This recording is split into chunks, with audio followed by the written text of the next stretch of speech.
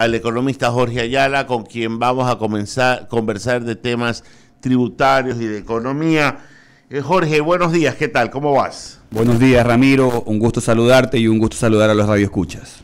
Vamos dándole primero un entorno a la situación del Ecuador en cuanto a su economía. ¿Qué tanto ha afectado los incidentes internacionales, entiéndase la guerra entre Ucrania, en que está involucrada la Unión Europea, Rusia, los países aliados allá, Estados Unidos, que han habido una serie de exportaciones que el Ecuador ha dejado de hacer, unas limitaciones a las transacciones financieras de Occidente con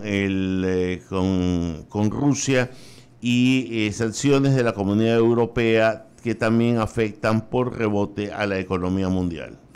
Sí, Ramiro, evidentemente el entorno económico y político internacional no es el más favorable el día de hoy para la economía mundial en términos generales. Estamos viviendo un contexto marcado y generalizado por el tema de la guerra entre Ucrania y Rusia.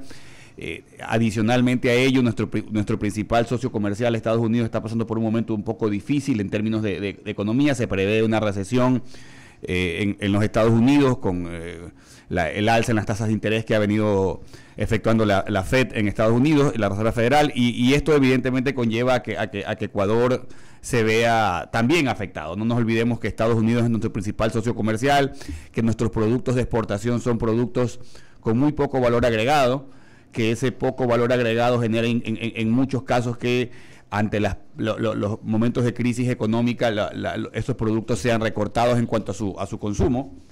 Ya. Y evidentemente esto nos está causando problemas al Ecuador en términos Tú citaste a los Estados Unidos. ¿Qué tanto tuvo que ver que durante la pandemia el gobierno americano mandó dinero sin trabajo, yo diría que hasta casi inorgánico, a su economía cuando les llegó un cheque a muchos ciudadanos, un poco para que la vorágine de la compra y venta, que es lo que sostiene la economía en Estados Unidos en muy buena parte, no deje de funcionar? Sí, evidentemente hubo un gasto público desmedido en la medida que se trató de posicionar un apoyo social hacia la población por el momento del COVID. Esto ralentizó evidentemente la economía porque inclusive hasta el día de hoy es difícil todavía encontrar gente que quiera trabajar producto de esas ayudas en Estados Unidos. Y evidentemente el impacto negativo de esa ayuda social en términos de demanda agregada de la inflación que causó en Estados Unidos provocó que la Fed empiece a utilizar un instrumento de política monetaria, que es la tasa de interés, a efectos de controlar la inflación. Mientras no se controle totalmente el tema de la inflación, la Reserva Federal seguirá aumentando las tasas de interés y evidentemente este aumento en las tasas de interés golpea la actividad económica en Estados Unidos. Ya hay signos de que, por ejemplo, hay muchísima gente que no puede pagar sus créditos de vivienda en Estados Unidos y la preocupación en cuanto al consumo también se manifiesta. Así que de y si el consumo en Estados Unidos baja, la pregunta es cómo se afecta esto a Ecuador. Evidentemente, si el consumo de los americanos baja, de los estadounidenses baja, la exportación de camarón baja, la exportación de cacao baja, la exportación de flores baja, la exportación de banano baja, va a tener efectivamente. Pero hemos tenido una ventaja como país al abrir nuevos mercados. China, Vietnam, hay nuevas opciones. La Comunidad Económica Europea, después del tratado que ya creo que tiene 5 años, con la Comunidad Económica Europea, también ha traído una suerte de oportunidad para nuestros productos, aunque creo que más para importar que para exportar. Sí, y eso tú lo puedes evidenciar, Ramiro, en la medida en cómo se comporta el crecimiento económico del Ecuador, en la medida que evidentemente la mayoría de países de la región está creciendo a tasas mucho más elevadas que la nuestra. ¿A qué obedece quizás esta realidad de que Ecuador no está creciendo a tasas más altas? Evidentemente el programa de ajuste fiscal que el gobierno ha venido realizando, a la poca inversión pública que ha venido haciendo el gobierno, más allá de la discusión que podamos tener o no, si el gasto social que realiza el gobierno es inversión o no es inversión pública, pero evidentemente creo que la falta de obra pública tangible en materia de construcción está generando que Ecuador se ralentice en materia económica y que los crecimientos sean pobres, ¿no? Ya, hemos estado aquí en el puesto que tú estás sentado hoy, hemos tenido al director del Servicio de Rentas Internas, al ministro de Economía, y te hago esta cita porque ambos en su discurso, en su narrativa, han dicho que las ventas han aumentado en el país y han dado cifras de las cuales no dudo que se puedan haber incrementado.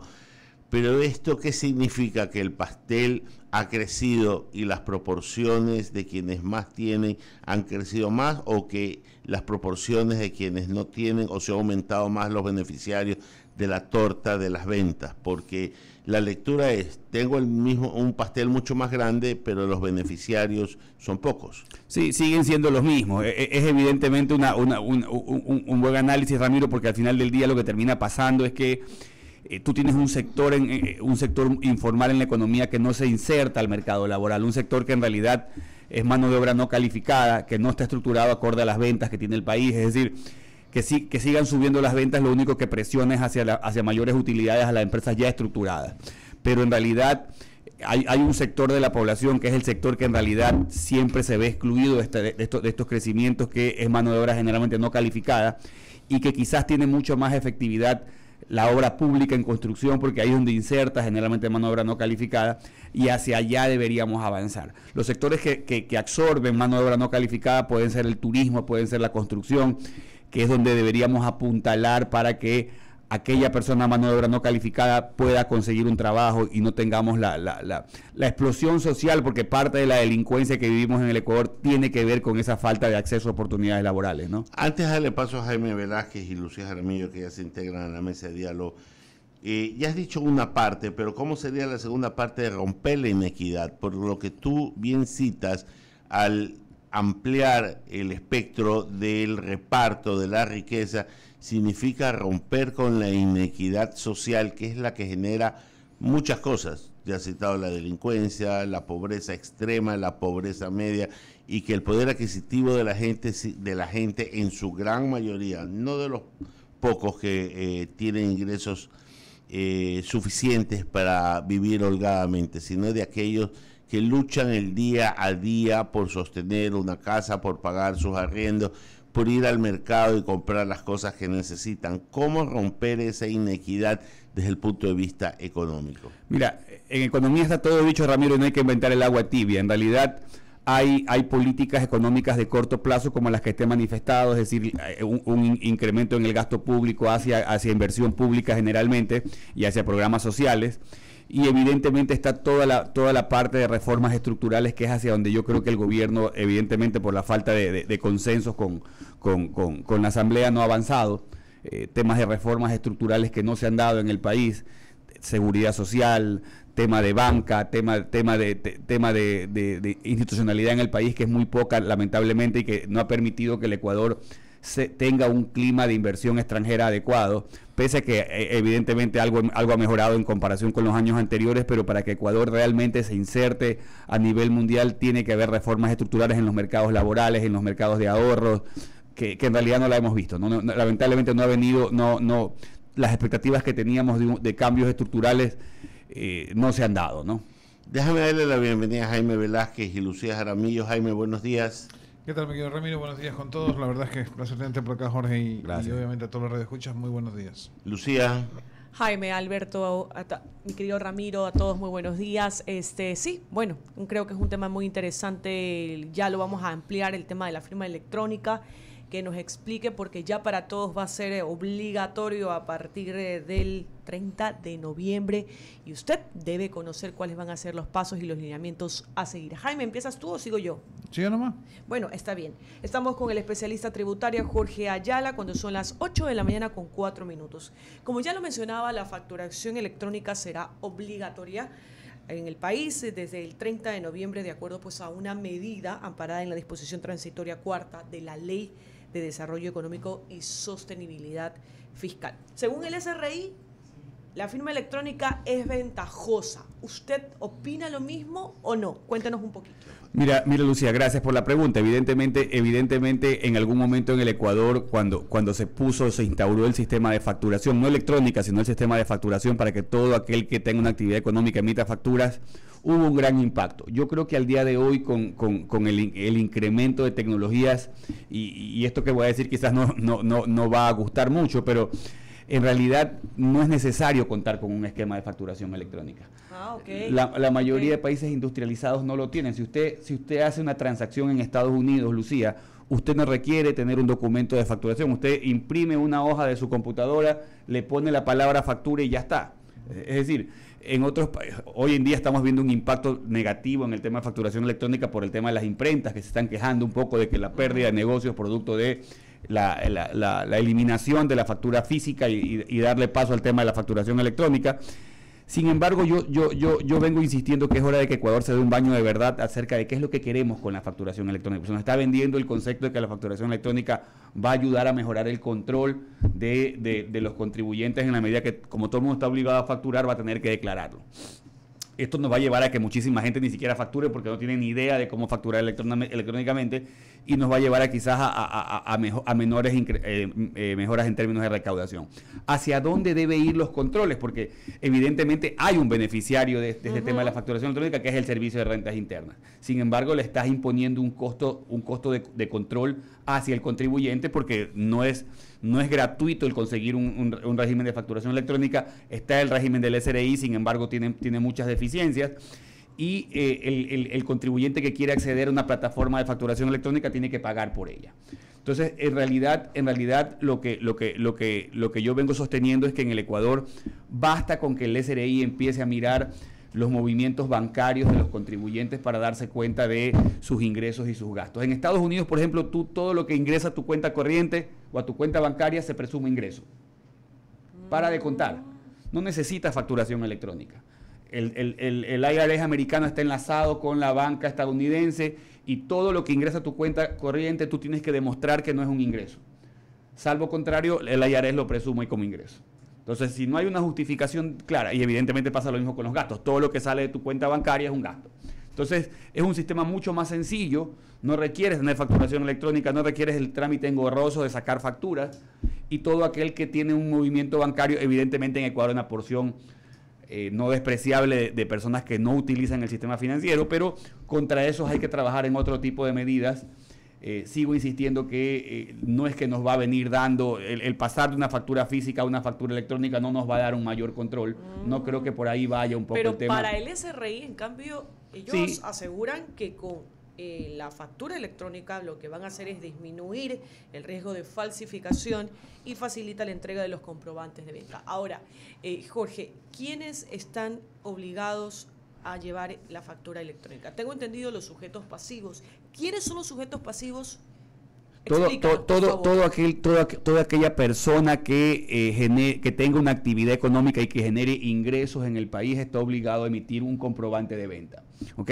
Un comprobante de venta que puede ser físico o electrónico. Hoy en día la obligación a partir del 30 de noviembre, como tú bien lo mencionas, es para que todo aquel contribuyente, excluidos aquellos regímenes pequeños como los artesanos o los emprendedores, estén obligados a emitir un comprobante de venta a partir del 30 de noviembre. Es decir, todo aquel contribuyente que tenga actividad económica está en la obligación a partir del 30 de noviembre de emitir una factura electrónica. Sin embargo, la obligatoriedad de la factura electrónica no aplica a aquellos que están en el RIMPE. Te decía así, emprendedores y negocios populares que están comprendidos dentro del RIMPE, es decir, aquellos contribuyentes que generan ingresos y que están lógicamente contemplados en esta actividad en menos de $300,000.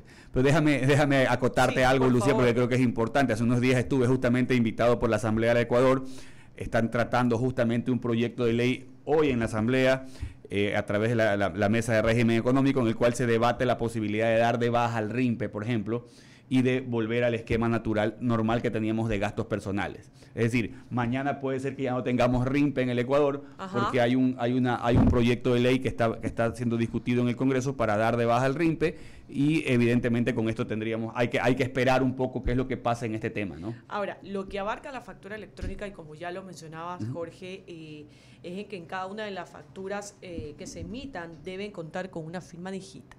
Así es. Mi contador me decía, porque obviamente uno siempre tiene que estar al día con las declaraciones, y me decía, pero va a tener un costo adicional el tema de la firma digital, y usted va a tener creo que $25, si no me equivoco, Jorge. Eso depende del proveedor. Depende del proveedor. Depende del proveedor, pero sí. Entonces, ¿eso qué quiere decir? Que todos vamos a tener que hacer un gasto extra. Así es, hay un costo adicional evidente. Ajá. A ver, evidentemente uno empieza a sopesar cuánto le costaba su blog de notas Pero bueno, te duraba todo el año, pues. O sea, ¿cuánto te costaba? $20 imprimir la factura evidentemente físico. Tú no vas a sentir mejora alguna en términos de que cambies tu método de facturación del físico al digital. Ajá. Como te decía, esto pasa más bien por la facilidad con la que pueda contar la administración tributaria para hacer sus controles. Y también voy más allá, ¿no? Porque, por ejemplo, Jorge, a ver, yo manejo bien el celular y todo lo que quieras, pero ¿y las personas que no lo manejan bien? De hecho. Y las personas que no manejan bien entrar al sistema, poder firmar y que te salga todas las opciones que te da, ¿cómo van a hacer? Tienen que ahí otro rubro poder contratar a alguien que maneje al revés y al derecho el sistema. Mira, y el sistema tributario, y es como tú lo mencionas, Lucía, porque al final del día lo que estamos haciendo es complejizando aún más el sistema tributario en lugar de simplificarlo. Hoy en día, si ya de por sí hay trabas para hacer un trámite en el SRI, esta va a ser otra traba. Y cada vez que el SRI quiere mejorar sus controles, lo que termina haciendo es traspasando el costo de ese control hacia el contribuyente. En esa línea lo que yo te planteaba es que en países avanzados, desarrollados, ya no se pide facturas. Ya, es decir, el contribuyente no tiene obligación de entregar un documento avalado por nadie, sino que simplemente imprime una hoja de Excel, le pone sus datos y esa es la factura que entregas. Si tú le preguntas a un exportador ecuatoriano cuando envía camarón, cuando envía flores a Estados Unidos, simplemente envía una hoja de Excel y ya está, esa es su factura, no hay necesidad de estar imprimiendo un documento. Hacia allá debemos ir, debemos avanzar y emular hacia los países industrializados y hacia los países desarrollados, no al revés, ¿no? 8 de la mañana con 12 minutos y solo para que quienes nos estén escuchando conozcan un poco más de cuáles van a ser los requisitos para obtener la factura electrónica. Como ya lo mencionábamos aquí con el experto tributario, la firma electrónica, el software que genere el comprobante electrónico, que este puede ser propio o se puede utilizar la herramienta de comprobantes electrónicos de uso gratuito, conexión a internet, o sea, usted tiene que tener conexión a internet para poder hacer este trámite, sin duda, no le puede faltar eso.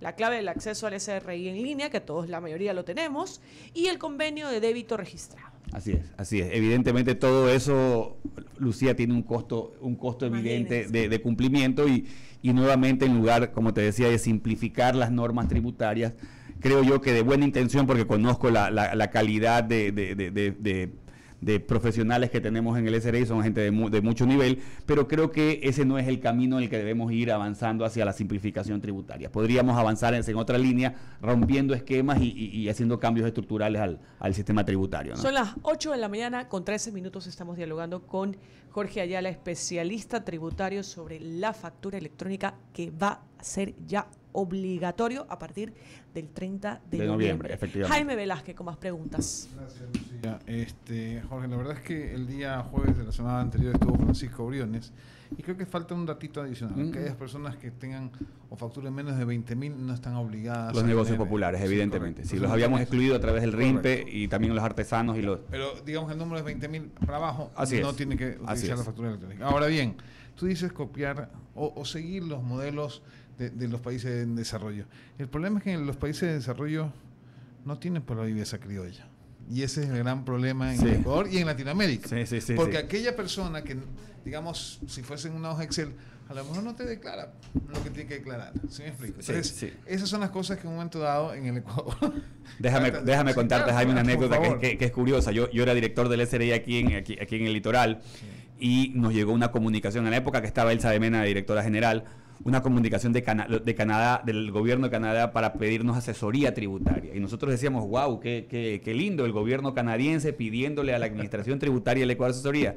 Y el argumento era que a Canadá habían llegado ecuatorianos y ellos no tenían expertise en la compra de facturas fantasmas. Y me decían, ¿qué hicieron ustedes? Porque nos han llegado ecuatorianos y se nos ha venido el problema de las facturas fantasmas en Canadá, que nunca lo tuvimos. Exportamos tecnología. Exportamos tecnología de evasión, ¿no? Entonces, un poco, es cierto, y ante esa pregunta, Jaime, lo que nos queda es, bueno, cuando tienes un problema estructural, no lo puedes corregir con una reforma coyuntural. Hay un problema estructural, evidentemente, de ocultamiento de información en el Ecuador. Por miedo, ¿no? Porque efectivamente el SRI siempre fue la autoridad que teníamos miedo, que son extorsionadores, decían por ahí, ¿no? Sí. La gente no quiere revelar sus cifras. Así es, y entonces un poco lo que hemos venido sosteniendo. Y esto es sencillo. Hoy en día, y entiendo que ahí sí hemos dado algún paso agigantado en este tema. No sé si tú te acuerdas que nos han pedido desde hace más de 5 o 6 años, un poco más quizás, la declaración patrimonial. Sí, correcto, así es. En Ecuador no hemos hecho un solo control que tenga luces sobre el tema de la declaración patrimonial. Es decir, no ha habido... Aquí en Ecuador hay gente, vemos todos los días caer narcotraficantes con grandes fortunas y tú dices, bueno, pero espérate, ¿y esas casas a nombre de quién estaban? Claro. Y esas casas versus la declaración de impuesto a la renta, ¿dónde estaban? O sea, lastimosamente los catastros municipales no están lanzados a la base del SRI, que es un gran problema, pero por ahí debemos empezar, por controles más simples y más sencillos, porque tú dices, a ver, todo lo que yo no declaro de ingresos, ¿hacia dónde va, Jaime? Hacia gasto. Sí, si yo controlo gasto, no tengo que controlar ingresos, no tengo que controlar facturas. Si yo veo tu movimiento de tarjetas de crédito y digo, te has gastado $10,000 al mes, no tienes deuda bancaria y no tienes ingresos reportados, ¿qué pasa? ¿De dónde sacan la plata? Estás ocultando los ingresos. Claro. Entonces, es tan sencillo como esto. Evidentemente hay un sector de la población al que no vas a controlar con esta vía, con el tema de los movimientos bancarios, que es aquel sector que está excluido del sistema financiero. Pero es un sector que quizás no te representa lo que te representa el sector que sí mueve sus recursos a través del sistema bancario. Yo vengo sosteniendo que ya es hora de que el SRI utilice las fuentes de información primaria, que la utilizan todos los países del mundo, que es el sistema financiero, para empezar a controlar. Es verdad, Jorge, pero el problema es que mucha gente... Es que siempre hablamos de la vida secretaria a nivel popular, ¿no? Pero la vida secretaria también está en los grandes señores de saco y corbata. Sí. Entonces, tú quieres una información bancaria que supuestamente tiene sigilo, ¿no? Entonces, normalmente la gente no está muy asidua con el tema de liberar la información, o que las bases de datos sean compartidas, o que la información sea compartida. Y debe haber un interés por medio. Porque no siempre la gente que no está bancarizada, o digamos la economía no legal, ¿no, verdad? No está por reflejar y no se va a reflejar, o informal, digamos, no se va a reflejar. Es más, son la gente que tiene billete tras billete debajo del colchón. Sí, pero ante eso, Jaime, ¿qué es lo que ha venido pasando? Y es lo que yo he venido cuestionando, que ante eso lo que te inventas es un régimen. Yo justo lo dije en la asamblea la semana pasada, porque me preguntaban qué tal el tema del RIMP, este régimen para pequeños o para emprendedores por menos de $300,000. Yo le decía la palabra nefasto. ¿Y por qué le decía la palabra nefasto? Porque es igual al régimen anterior que teníamos para microempresas, donde te cobran un impuesto sobre una utilidad no generada. Es decir, tú tienes ventas de $100,000, pagas $2,000 de impuesto. ¿Por qué? Porque es el 2%. Pero, y nadie me preguntó a mí si esos 100,000 me generaron utilidad o no, porque este es un impuesto a la utilidad. Sin embargo, me están cobrando un impuesto a las ventas. Entonces, en realidad, muy poco se dice sobre esto, y estamos avanzando peligrosamente a que, por ejemplo, en banano tengamos un impuesto a las ventas, no un impuesto a la utilidad. En flores tengamos un impuesto a las ventas y no un impuesto a la utilidad. A efectos de generar un mejor control, y como el SRI ha renunciado a su capacidad de control sobre gastos, prefiere utilizar un esquema mucho más sencillo. Es decir, mira, como no te puedo controlar, te cobro un impuesto a las ventas que es mucho más fácil y más controlable. Así que por ahí me voy y evito generar otro tipo de costos. Ramiro, sí, dale. Sí, Jorge, tú has dicho algo interesante y que quiero rescatar y desarrollar. Si usted quiere controlar, tiene que seguir el billete. Así es. O sea, siga el billete y va a encontrar no solo al evasor de impuestos, va a encontrar al blanqueador de dinero, va a encontrar una cantidad de maravillas, porque dime lo que gastas y te diré lo que es. Mira, cuando en el Ecuador se pregonó con bombos y platillos el tema de la declaración patrimonial, yo decía, no hace falta. No hace falta que hagas una declaración patrimonial. Y me decían, pero no, la declaración patrimonial va a servir. Le digo, no necesitas la declaración patrimonial. ¿Cuál es el principal activo de la gente que tiene recursos en el Ecuador? Son 2 activos los más importantes. Las acciones de las empresas, que tú las puedes evidenciar públicamente en la página de la Superintendencia de Compañías, qué acciones tienes y cuánto va el patrimonio de esas compañías, y las casas, los bienes inmuebles, que están en el registro de propiedad y que puedes tener enlace a esa información. Es decir, no necesitas hacer declaración patrimonial, porque a ti no te importa cuántas lámparas tengas en la casa o cuántos cuadros tengas en la casa. Los activos más importantes son inmuebles, acciones y vehículos. Y eso es fácilmente evidenciable sin que porque esto está sujeto a registro. Evidentemente, y si tienes acceso a ese registro no necesitas nada más.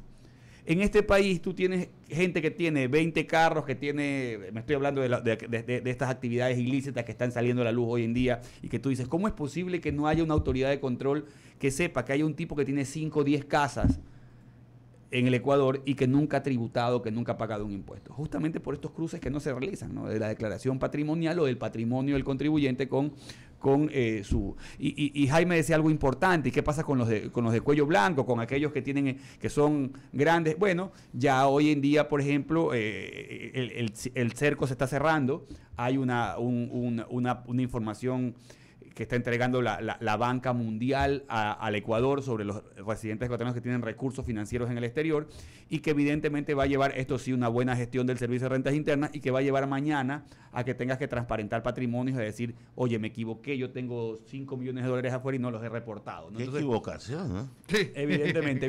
Qué olvido. Y cuidado, Ramiro, yo no cuestiono porque a veces en muchos casos es un patrimonio lícito y bien ganado. El problema de fondo es que muchísima gente no lo declaraba en el Ecuador por 2 o 3 aspectos que no son menores. Uno de ellos es el miedo, ¿no? Claro. Y el miedo a que mañana esa información sirva, como está sirviendo, para extorsión o para secuestros. Claro. Y hay mucha gente que prefiere proteger sus patrimonios en el extranjero. Buenos días.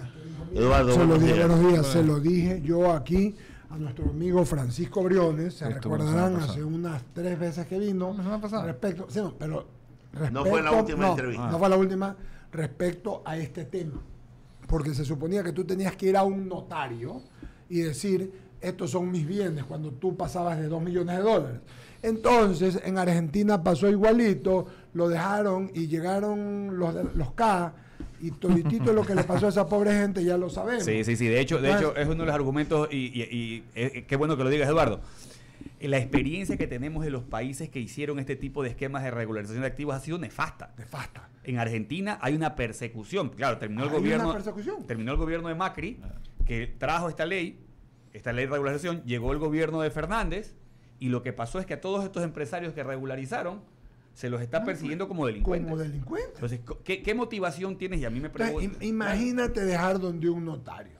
Yo no digo que los notarios no den fe, pero... Oye, pues si clonan cualquier cosa, mañana se filtra una información uno. Después me dijo Francisco Briones, que es un caballero y es un hombre de bien, me dijo, ya no va a ser en notario, directamente en el SRI. Peor, pues le dije yo. Si viene otro gobierno, es una información, pero también sensible, pero aclaremos, es para la gente que tiene $2 millones para arriba. Sí, evidentemente. No va. Usted tiene 20, así que no va con usted. Tiene que ver con la declaración patrimonial, evidentemente, pero lo de fondo, y esto es un problema estructural en realidad, es que no hay la tranquilidad de que la institución primero deje de ser política, porque no nos olvidemos lo que pasaba con la institución en años anteriores.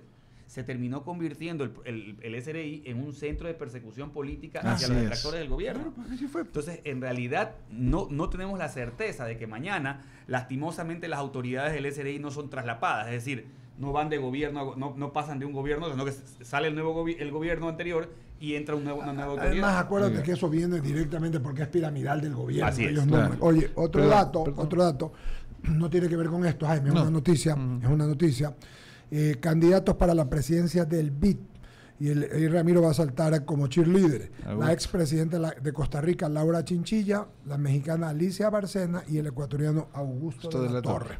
Sí, señor, exgerente del Banco Central y ex economista para América Latina del Banco Mundial, su amigo. Qué bueno, un mensaje de un oyente. Fausto Benítez le manda muchos saludos a don Jorge. Caramba. Y lo que dice es, estamos aprendiendo al escucharlo a Jorge de todas las cosas tributarias. Un gran abrazo para Fausto. ¿Este y lo otro? No, era una noticia, y la otra solamente comentar respecto a otro asunto, que entiendo que a partir del 2022 comienza a llegar la playa de los brasileros. A usted que le encanta las brasileras y el baile, cuidado. Vienen, pero hartísimos. Si no, a usted le gusta. Sí, sí, pues, dije brasileras, no se ponga así. Pero vienen y son gente de mucho dinero. Sí, señor. Claro que sí. Son gente pudiente. Vienen aviones privados, mucho. No sé si los que vienen aviones privados se van a quedar. Es que no sé. ¿Cómo no si usted viene en un avión privado, aterriza, ve el partido y se va. Sí, señor. Sí puede ser. ¿Que va a mandar de vuelta el avión? Claro, o duerme una noche. No, una noche. Pero normalmente aquellos pasan lindo y bonito. Así, es que usted siempre pone una cara fea. Usted sigue con la entrevista. Perdona que le he dado dos noticias. No. O sea, bueno, tengo solamente una anotación adicional. Más que pregunta. El tema está en que, efectivamente, por lo que dicen, entonces mis compañeros, tanto Eduardo como Ramiro, el tema de extorsionar a la gente es un miedo que uno tiene, ¿no? Entonces, probablemente las políticas públicas para transparentar la información no sirven en nuestros países. ¿Qué hacen entonces? Mejor seguir con la política que está manejando el CRI, es decir, una especie de manejo oficial sin ser tan oficial. Mira, yo he venido sosteniendo que este gobierno lo venía anunciando antes de ejercer, de ser gobierno. Es decir, es parte de la premisa ideológica de la gente que está en este gobierno. Es un poco tratar de disminuir la carga fiscal en nuestro país, tratar de alivianar la carga fiscal. Evidentemente eso requiere que alivianes el gasto, que vayas reduciendo el gasto fiscal, el gasto público, para que un poco el sistema tributario sea menos engorroso y menos complejo. ¿En qué términos? En términos de evitar este tipo de tributos. Por ejemplo, el gobierno hizo algo bueno, eliminó el impuesto a las herencias. Uno de los motivos por el cual la gente tenía su patrimonio no registrado en el exterior era para evitar este tema del impuesto a las herencias, de que mañana fallezcas y a tus hijos se le lleven el 35% de tu patrimonio que ya pagó impuestos, se te lo lleve el Estado. Entonces, muchísima gente no declaraba su patrimonio en función de esto, pero hacen falta otro tipo de reformas. Tú dices, bueno, tengo un impuesto ya no tengo impuesto a las herencias, pero qué extraño, no hay impuesto a las herencias, pero en el mismo gobierno me ponen un impuesto al patrimonio. Claro. Entonces, como que no guarda mucha coherencia. No guarda mucha coherencia. Pero lo que estoy diciendo, Jorge, es que inclusive aquí se ve a la persona. Es decir, Jaime Velázquez, ¿cuánto fue lo que aportó en impuesto a la renta? Nada. Pero ¿qué pasa si Jaime Velázquez todos sus bienes están a nombre de él? Sí, no de terceros. Exactamente, pero por eso te digo, es que hay que ir eliminando el tema de los impuestos al patrimonio y más bien centrarse en lo que ganas tú como ingreso. Okay, listo. Al final, para evitar un poco esta parafernalia de la gente a ocultar sus patrimonios. No quiero dejar terminar la entrevista sin la conclusión a que podamos llegar. ¿Qué autoridad es la que debería en algún momento hacer el seguimiento del dinero? Yo entiendo que para el gasto, el tributo, pero hay cosas que pueden salir y que bien las citaba Eduardo, información muy sensible, ya que estando en manos de la gente inadecuada puede traer problemas.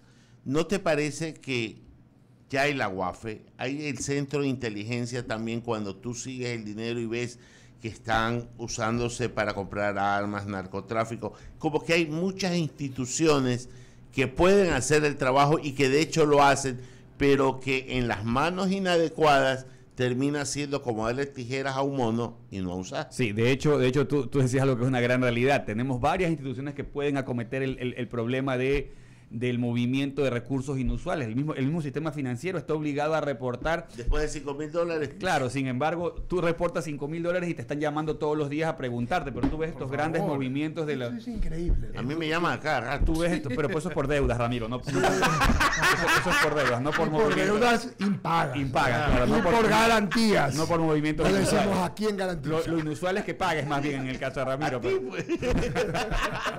Te garantizó.